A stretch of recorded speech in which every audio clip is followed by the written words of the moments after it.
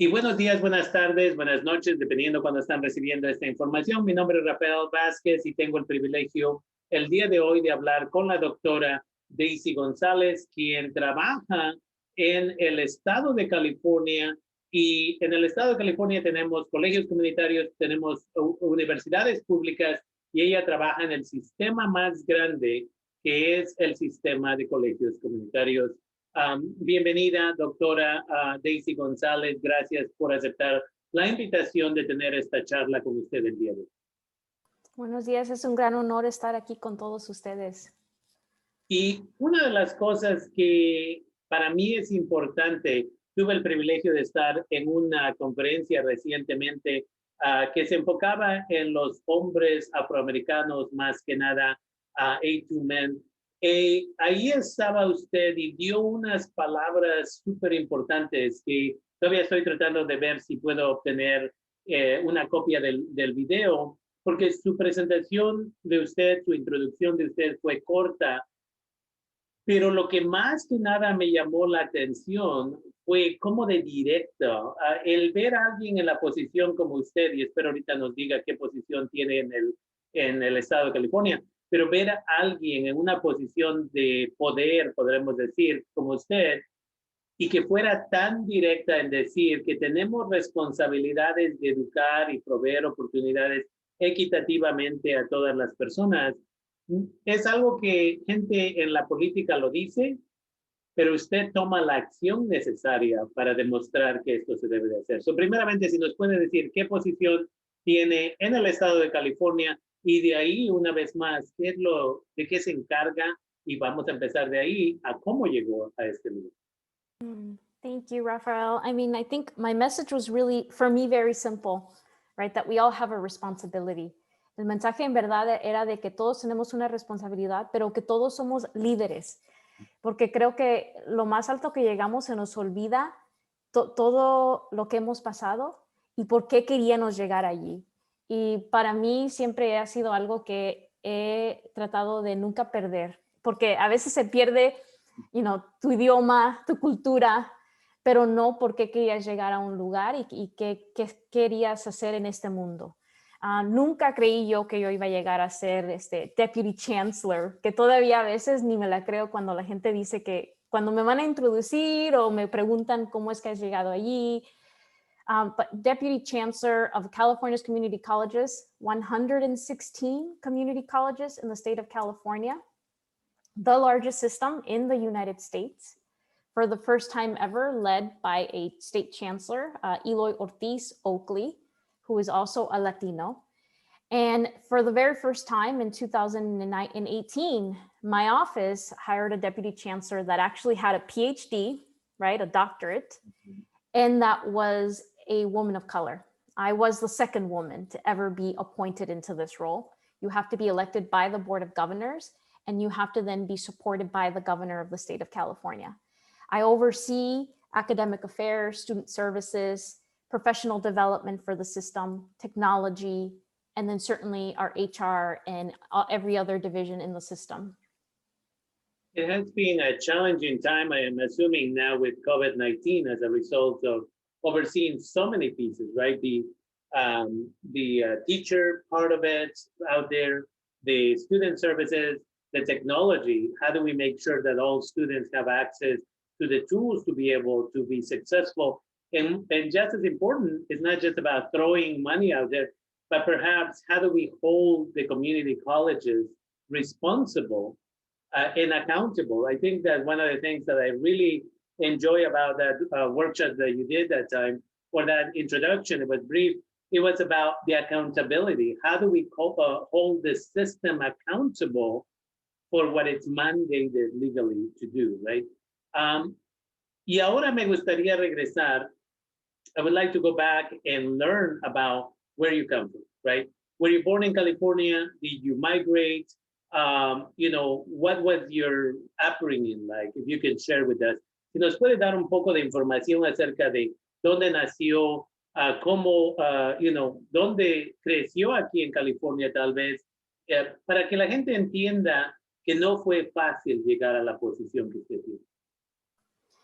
Well, crecí en el Valle de San Fernando Valley, en Van Nuys, California, y me mudé a diferentes ciudades porque a la edad de 2, mis padres, ellos vinieron a este país para realizar sus sueños, para no crecer también ellos en la pobreza. Mi mamá tenía 14 años cuando cruzó de México.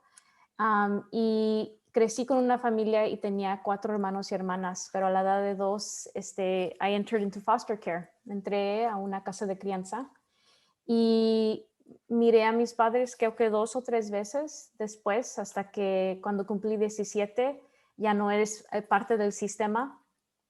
But it was a really traumatic time, if I could just be honest. I grew up in a really poor, low-income family. My mom had a 2nd grade education. My dad had 0 education. When I was 7, they would return me. They would try to do reunification. My job was to sign checks because my mom couldn't write in cursive. So she taught me to write in cursive. And I was an English learner until 3rd grade because neither of my parents spoke English. And every time I would go back into the system, I would learn English from the staff that would work in the group homes or, in the big facilities. And that's how I learned how to read.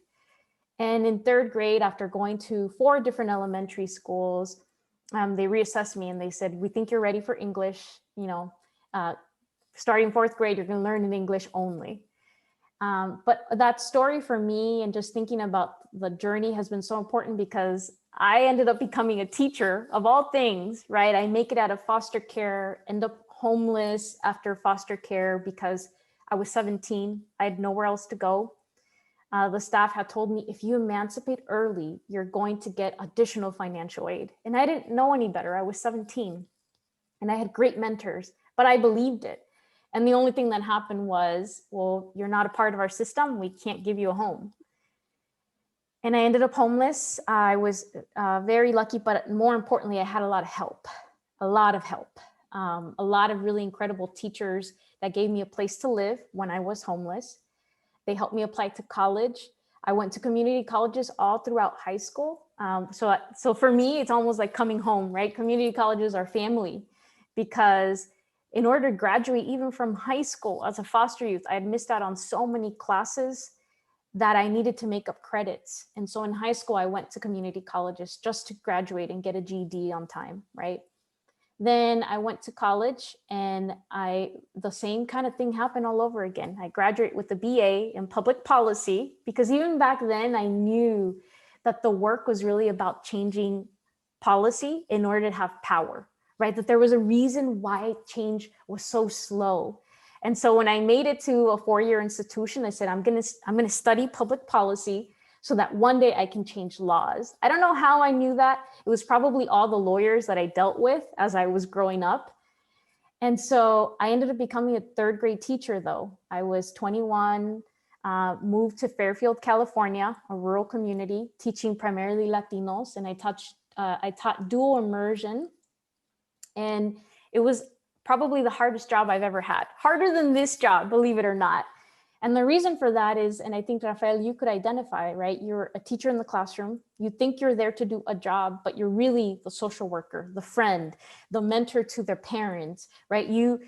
And it takes a specific type of person to take on that love for human beings. And so I ended up kind of doing 3 jobs, right? Teaching, after school reading programs, lunch programs in the summer to make sure that my students could have food.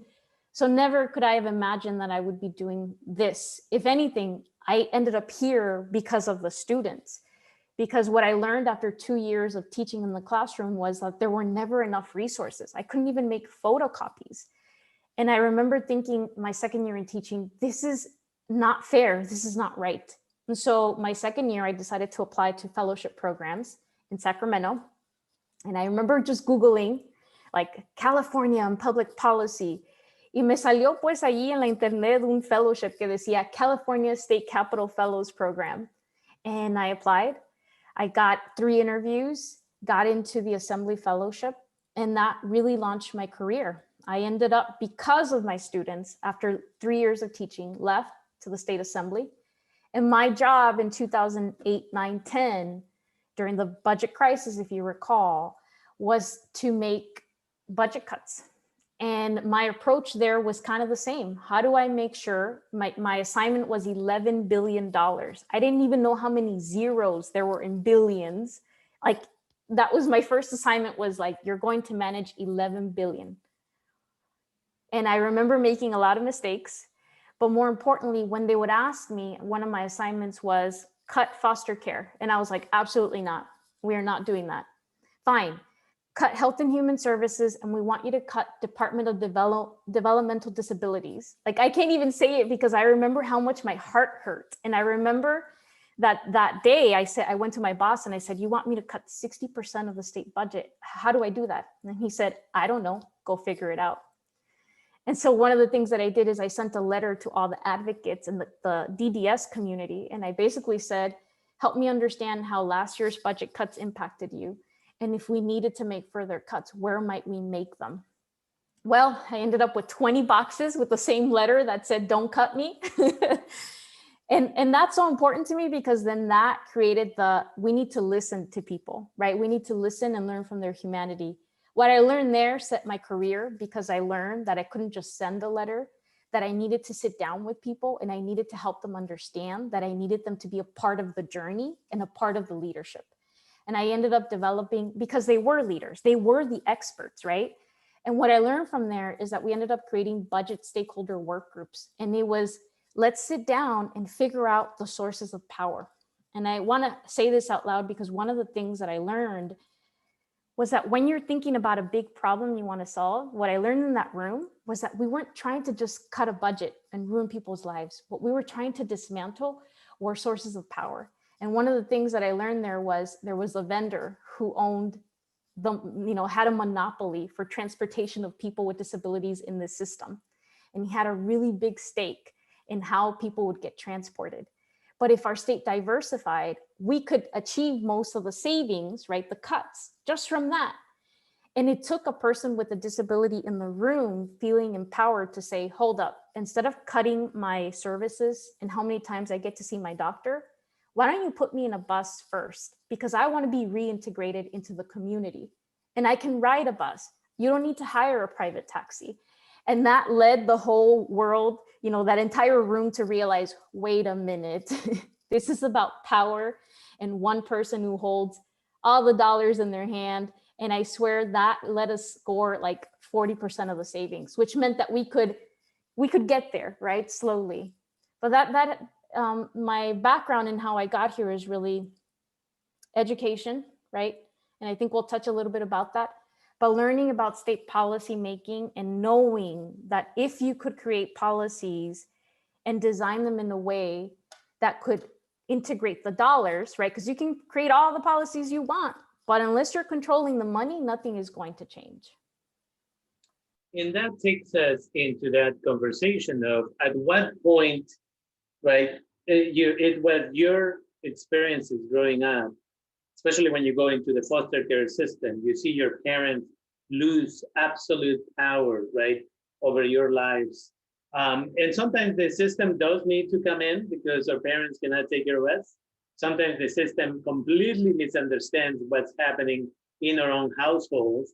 I've been talking recently about how painful and how traumatic it must be for LGBTQI community members, the children specifically, the young adults, who may be in Latinx households where, the church has told them that being a member of the LGBTQ community is an unhealthy thing, is a negative thing, is an evil thing. And yet these children have been almost incarcerated in their own homes. And the teachers like yourself, where the resources of safety and support, and they haven't had that. And so you growing up in the foster care system, you understood very quickly who has the power, who determines at what point you go home or don't go home, where else do you go. And so I think that really pushed you to, again, become more involved. And now you're in a position where you can make decisions that affect the lives of, I think it's like 2.5 million people, right? talk to us about at what point did you decide that this was the place that you needed to be in? You know, I think want to address, because I'm not ashamed of my story anymore. It took me a really long time to not be. But I did grow up in a very violent and unhealthy household. And, you know, but you learn as an adult to just appreciate, you know, even the journey, and certainly that your parents had as immigrants and living in poverty, right? And the baggage that they even carry to even cross that border at a very young age. But I grew up in a family that even with limited education, and no matter all the bad that they came with, they were hustlers. They believed that anything was possible. I mean, it takes dreamers to come to this country and build something out of nothing. And so I think even though it's a love-hate relationship, I think that's what my parents taught me, right? To take risk and that anything is possible. And honestly, just that grit that you just keep going. And I remember I was in a panel most recently and someone asked me a question like this, and it was actually a young high school student. And he said, this is before COVID, of course, when we could meet with students in person. And he said, when did you realize you wanted to be a leader? And it was it was a really good question, because I was on a panel with all these incredible women, you know, who were other leaders, other Latinas that had made it to be the first Latina of whatever, right? And so I said, you know, that's a really interesting question, but I want to tell you about the memory that rushed back to me, because now it's been like a really good reminder of how I ended up here. When I was in foster care, I lived in a group home, and there were 7 of us in that group home. And we spent weeks advocating for them to wash our sheets.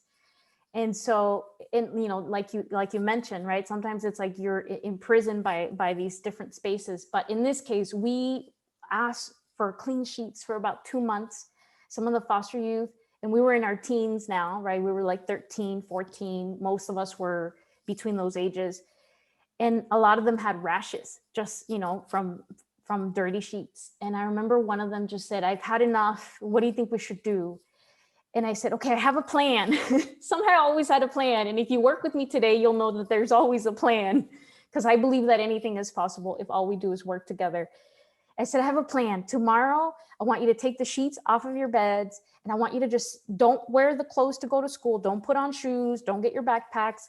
Just put the sheets in a ball in the front of the door, and we're all going to refuse to go to school.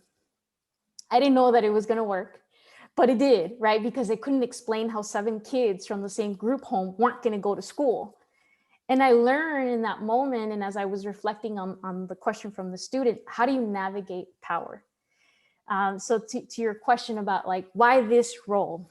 My journey from becoming a 3rd grade teacher to entering policy, to then deciding to become a doctor, which, by the way, I didn't even know what a PhD was, right? I didn't know what billions were. A mentor inspired me to do that job. And then after 2 years of doing the job, he said, you need to go get a higher education degree. And I said, okay, well, in what? And he said, like he asked, like he told me before, I don't know, figure it out. And so I remember going into like Google, like this is back in 2010, like Googling higher education. And I ended up doing the research, and I came back to him and I said, I think I want to become a doctor. And he said, good, in what? And then I said, I don't know. And he said, well, then go figure it out. And after doing the research and coming back, I realized that I didn't want to study policy anymore. I wanted to understand human beings. I wanted to understand why they were making the decisions that they were making, and what was the power sphere that controlled their lives. Because I fundamentally believe that I think people are good.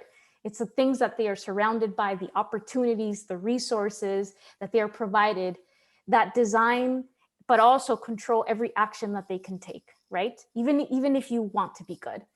So I go get this PhD, I graduate, and no one would hire me.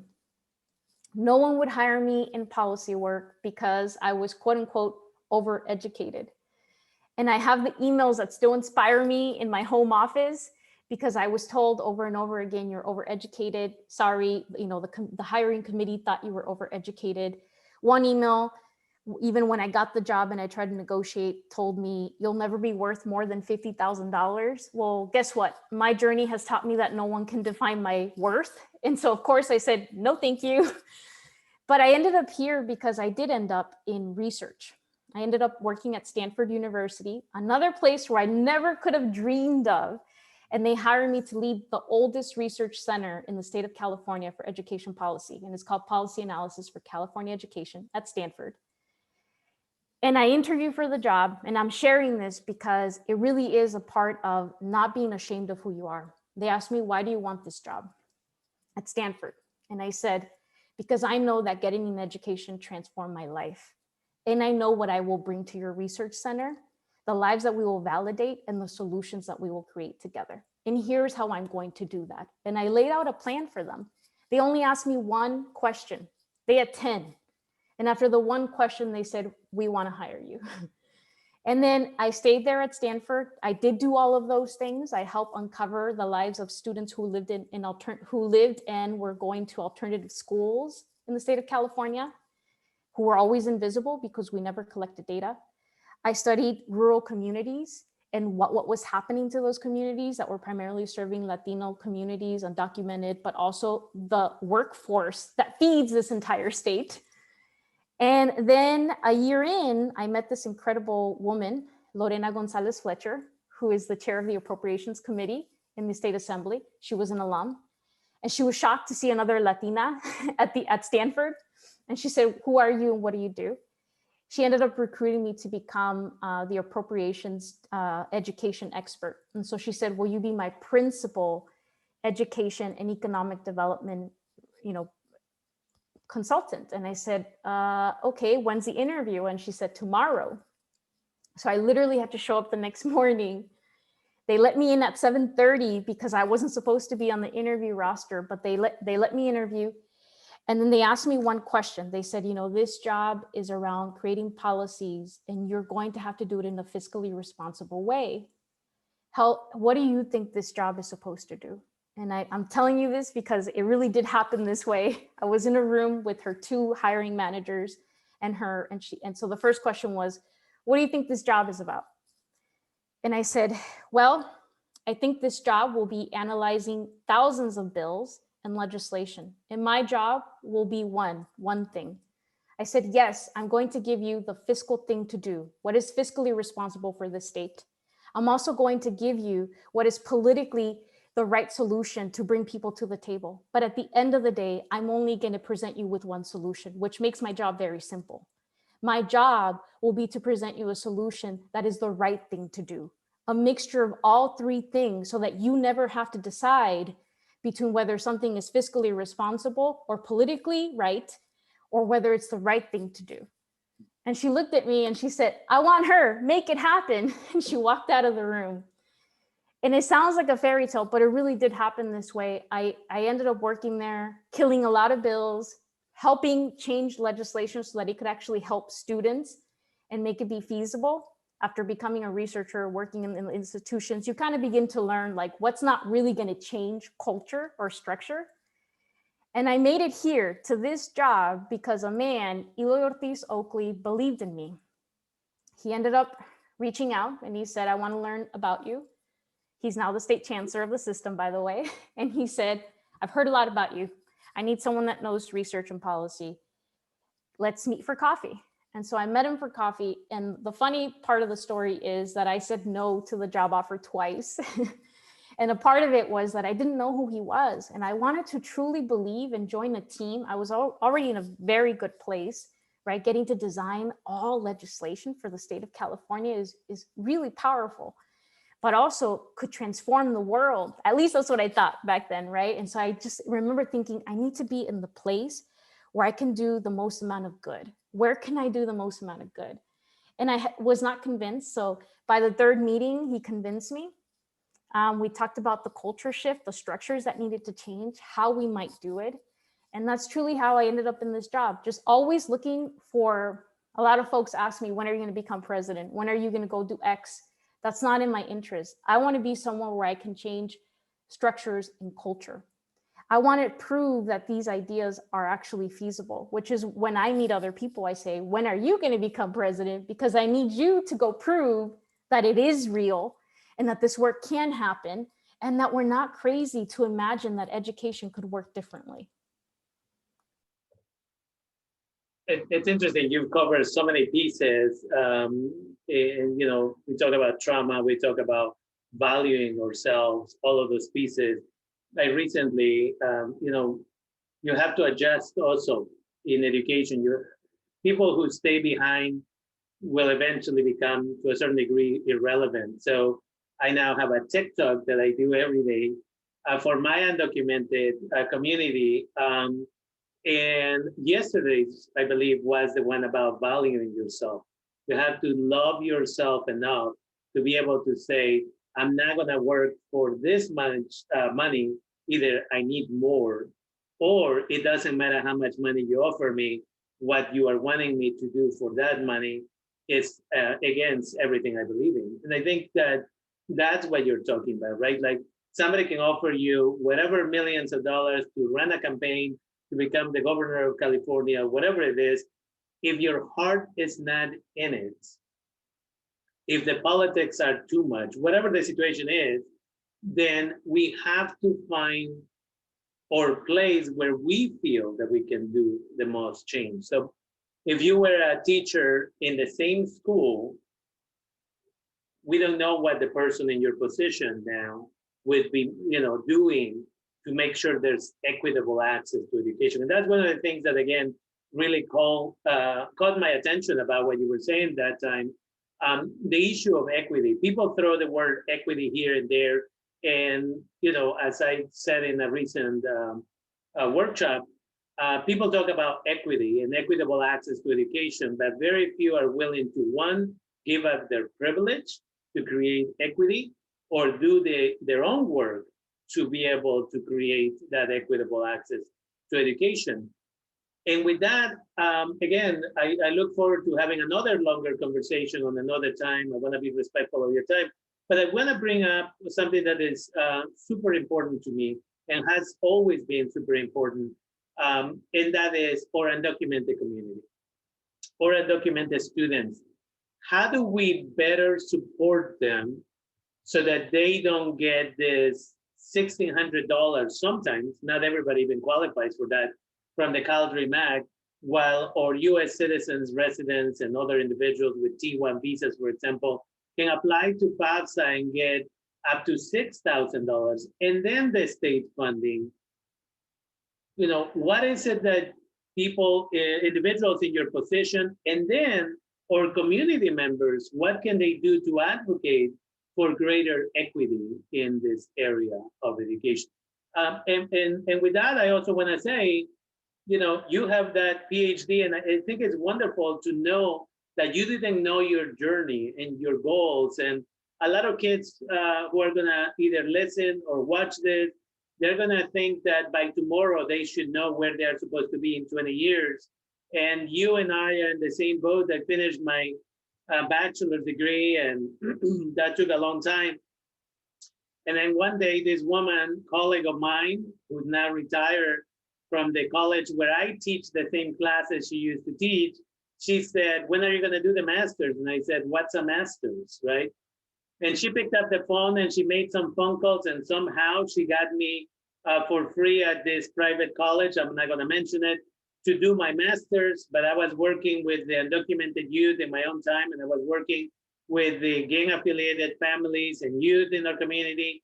And I gave up that opportunity to go to that prestigious university because I knew where I needed to be at that moment. And eventually I went back and did my master's.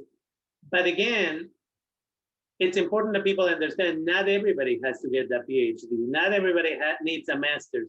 California needs people with certificates and associates and masters and bachelors and everything else. But again, going back to this, how do we get more funding to our undocumented brothers, sisters, and non-gender conforming individuals?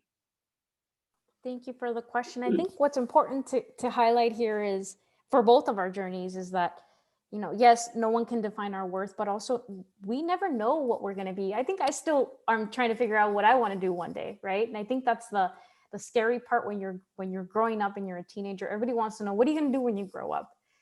What is always certain, and there are two things that I know for sure, at least in my life, right? Loss and death will always be a part of the journey. But for me, an education transformed my life, right? I grew up with people telling me that I would probably end up pregnant by 16, in prison or juvie, and that I would be lucky to even get a high school degree. Those things, I could never imagine being here. And it wasn't, and like your story, right? Till someone is telling you about it. I think we all have a role in that. And as parents for Latinos, right? I don't think my parents could have ever even dreamed of this for me either.